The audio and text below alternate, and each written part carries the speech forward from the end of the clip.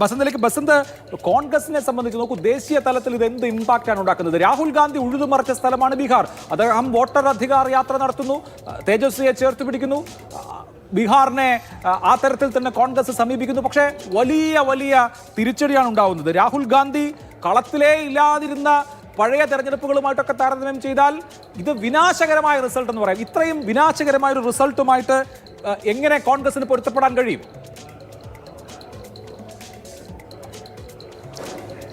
അഭിലാഷ്, ഇതിൽ ഉഴുതുമറിച്ചു എന്ന് പറയുന്നത് ഈ പറയുന്ന RJD കോൺഗ്രസ് ശക്തി കേന്ദ്രങ്ങൾ മാത്രമാണ്. ഞാൻ നേരത്തെ പറഞ്ഞു, ഈ വോട്ട് ചോരി യാത്ര അല്ലെങ്കിൽ വോട്ടധികാർ യാത്ര എന്ന് പറഞ്ഞ് രാഹുൽ ഗാന്ധി നടത്തിയിട്ടുള്ളത് മുസ്ലിം യാദവ ബെൽറ്റുകളിലാണ്. അതിനപ്പുറത്തേക്ക് ഒരു ബീഹാറുണ്ട്, ആ ബീഹാറിലേക്ക് പോയിട്ടില്ല. മാത്രമല്ല, തെരഞ്ഞെടുപ്പ് രംഗത്ത് തെരഞ്ഞെടുപ്പ് പ്രചാരണ വേദിയിൽ എത്ര സജീവമായി രാഹുൽ ഗാന്ധിയും പിന്നെ മറ്റുമുണ്ടായിരുന്നു എന്നുള്ളത് കൂടി അറിയണം. അത് എത്രത്തോളം, ഞാൻ നേരത്തെ പറഞ്ഞല്ലോ, മുതിർന്ന മാധ്യമ പ്രവർത്തകർ അവിടെ പോയവരൊക്കെ പറഞ്ഞൊരു കാര്യം, കോൺഗ്രസ് എന്ന് പറയുന്നത് ചർച്ചകളിലില്ല എന്നുള്ളത് തന്നെയാണ്. Congress is not there in the conversation എന്നാണ് ഒരാൾ പറഞ്ഞത്. അപ്പോൾ കോൺഗ്രസ് അത്രത്തോളം തെരഞ്ഞെടുപ്പ് പ്രചാരണ രംഗത്ത് ഉണ്ടായിരുന്നില്ല എന്നുള്ളതാണ് സത്യം. അതവിടെ മനസ്സിലാക്കണം. അവിടെ കോൺഗ്രസിൻ്റെ സംഘടനാപരമായ വീഴ്ച അവിടെ ഉണ്ടായിട്ടുണ്ട്. അല്ലെങ്കിൽ ഇത്രയും സീറ്റുകളിൽ മത്സരിച്ചിട്ട് ആകെ 6-7 സീറ്റുകളിൽ മാത്രം ലീഡ് ചെയ്യുമ്പോൾ കോൺഗ്രസ് എത്രത്തോളം അവരുടെ മെഷീനറി മുന്നോട്ട് പോയിട്ടുണ്ടോ, അല്ലെങ്കിൽ കോൺഗ്രസിനെ ജനം അവിടെ വിശ്വാസത്തിലെടുത്തില്ല എന്നുള്ളതാണ്. ബീഹാറിൽ RJD അവർ വിശ്വാസത്തിലെടുക്കുന്നു, ആ വോട്ട് അവർ ട്രാൻസ്ഫർ ചെയ്യുന്നു. പക്ഷേ കോൺഗ്രസ് സ്ഥാനാർത്ഥിക്ക് ആ വോട്ട് വരുന്നില്ല. ആ വ്യത്യാസം എന്തുകൊണ്ട് മനസ്സിലാകുന്നില്ല എന്നുള്ളതാണ്. നേരത്തെ ചോദിച്ച പോലെ ഇനി ഇന്ത്യ മുന്നണി എന്ന് പറയുന്ന ഇന്ത്യ സഖ്യത്തിൻ്റെ ഭാവി എന്ത് എന്നുള്ളതാണ്. അത് ഈ പറയുന്ന മറ്റ് കക്ഷികൾ NCP ആയിരുന്നാലും അതിലെ മറ്റ് പ്രമുഖ കക്ഷികൾ എത്രത്തോളം കോൺഗ്രസിനെ വിശ്വാസത്തിലെടുക്കും എന്നുള്ളതാണ്.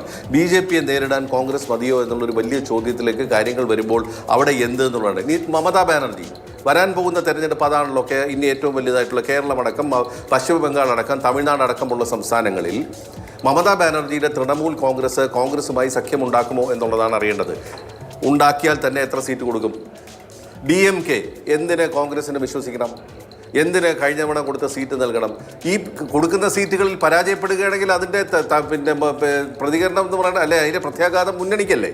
അപ്പോൾ ആ ഒരു വിഷയം. പിന്നെ ഏറ്റവും നിർണായകമായ കേരളത്തിലെ തെരഞ്ഞെടുപ്പ്, കോൺഗ്രസിൻ്റെ ഈ സംഘടനാപരമായ വീഴ്ചകൾ, മറ്റു ഭാഗത്തുള്ള വീഴ്ചകൾ അവിടെ ഉണ്ടാകുമോ എന്നുള്ളതാണ്. ഇപ്പോൾ കോൺഗ്രസിനെ സംബന്ധിച്ചിടത്തോളം വരും ദിവസങ്ങൾ എന്ന് പറയുന്നത് വളരെ വെല്ലുവിളി നിറഞ്ഞത് തന്നെയാണ്, യാതൊരു സംശയവുമില്ല.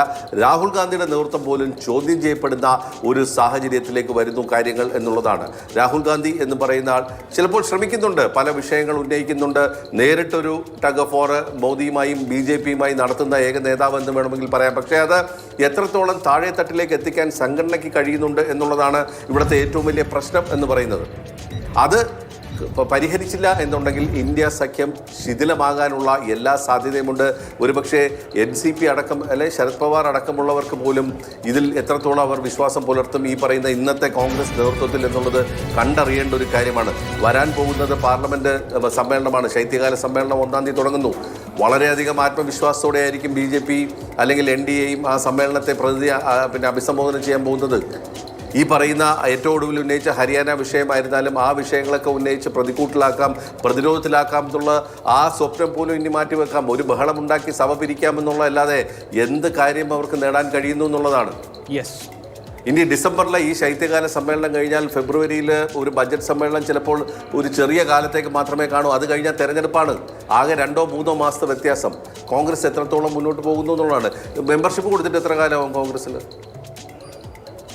വലിയ വലിയ തിരിച്ചടിയാണ് കോൺഗ്രസ് പാർട്ടി നേരിടുന്നത്. അത് ദേശീയ തലത്തിൽ തന്നെയുള്ള ശൈഥില്യത്തിലേക്ക് ആ പാർട്ടിയെ നയിക്കുമോ? രാഹുൽ ഗാന്ധിയുടെ നേതൃത്വം ചോദ്യം ചെയ്യപ്പെടുമോ? കോൺഗ്രസിൽ നിന്ന് കൊഴിഞ്ഞുപോക്കുണ്ടാകുമോ?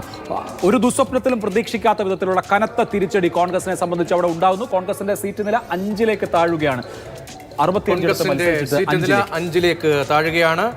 5 മാത്രമാണ്. നേരത്തെ നമ്മൾ ഒരു ഘട്ടത്തിൽ ഈ കണക്ക് 1 മണിക്കൂർ മുൻപ് പറഞ്ഞപ്പോൾ 10 അതിൽ 3 500 താഴെ നേരിയ മാർജിനിലായിരുന്നു ലീഡ് ഉണ്ടായിരുന്നത്. ഇപ്പോൾ 5 സീറ്റിലേക്കായി കോൺഗ്രസിന്റെ ലീഡ് നില കുറഞ്ഞിരിക്കുന്നു എന്നാണ് ഔദ്യോഗികമായി തെരഞ്ഞെടുപ്പ് കമ്മീഷൻ പങ്കുവയ്ക്കുന്ന വിവരം. അതിൽ ഒരു സ്ഥലത്ത് ബെഗുസരായിൽ 151 വോട്ടിന് മാത്രമാണ് ലീഡ്. 4 റൗണ്ട് പൂർത്തിയായപ്പോൾ. അതെ, ബെഗുസരായിൽ കമ്മ്യൂണിസ്റ്റ് പാർട്ടികളുടെ നേതാവായിരുന്ന CPയുടെ നേതാവായിരുന്ന വിദ്യാർത്ഥി നേതാവായിരുന്ന കനയ്യകുമാറിന്റെ സ്ഥലം അദ്ദേഹം അവിടെ മത്സരിച്ചിട്ടുമുണ്ട് കഴിഞ്ഞ തെരഞ്ഞെടുപ്പിൽ, പരാജയപ്പെട്ടു. ബെഗുസരായിൽ അമിതാഭ് ഭൂഷൺ ഒരു പ്രധാനപ്പെട്ട വാർത്ത വരുന്നു. തേജസ്വി യാദവ് രാഘവ്പൂരിൽ അവരുടെ ഫാമിലി പോക്കറ്റ് ബറോയിൽ പുറകിൽ പോകുന്നു. എന്താണ് സംഭവിക്കുന്നത്? തേജസ്വി യാദവ് തന്നെ പിറകിൽ പോകുന്നതിന്റെ സൂചനകൾ വരുന്നു. ഒരു പ്രധാനപ്പെട്ട അപ്ഡേറ്റ്, ശ്യാം ഭാരതി ഹയാഗട്ട് മണ്ഡലത്തിൽ CPIM-ന്റെ സ്ഥാനാർത്ഥി ഇപ്പോഴും ലീഡ് ചെയ്യുന്നുണ്ട് 1035 വോട്ടുകൾക്ക്. കേരളീയർക്ക് താല്പര്യം ഉണ്ടാവും. ഒരേ ഒരു കനലാണ് ഇപ്പോൾ, കനൽ ഒരു തരിമതി എന്ന സീരീസിലെ ശ്യാം ഭാരതി ഇപ്പോൾ 1035 വോട്ടുകൾക്ക് ഹയാഗട്ട് മണ്ഡലത്തിൽ ബീഹാറിൽ ലീഡ് ചെയ്തുകൊണ്ടിരിക്കുകയാണ്.